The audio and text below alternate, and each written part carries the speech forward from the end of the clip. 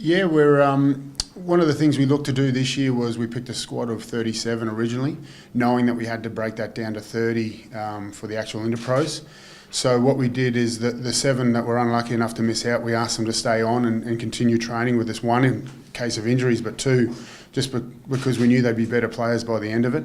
And that's sort of where it is at the moment. Hopefully, with the Interpros being moved to the start of the season, everyone that's been involved in the pre-season is going to go into their club game a little bit better prepared and chomping at the bit. But certainly those 7 that have missed out should be heading back to their clubs. And I said to them all, it's not when they play, if they play for Leinster, it'll be when, because they've all the talent there and we just felt they just weren't ready this year.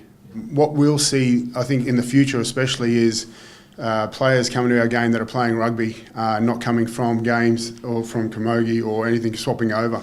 Aoife came across from basketball, but certainly the ability, the girls that we're seeing come into the squad, even though they're young, the rugby knowledge is right up there because they've got the same training age. And the success of the girls Give It a Try this season has been proof of that.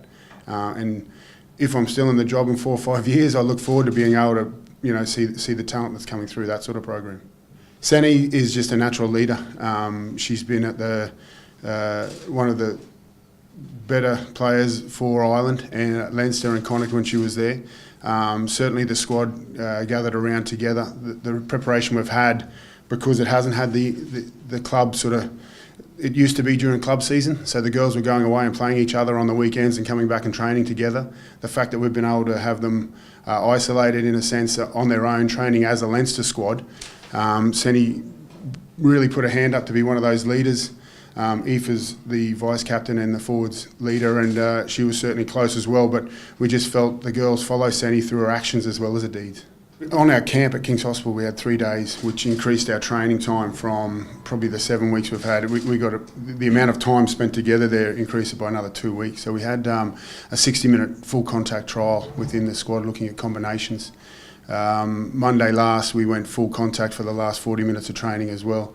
So while not actually playing anyone else, we have been able to see each other and throw what's been happening at training live.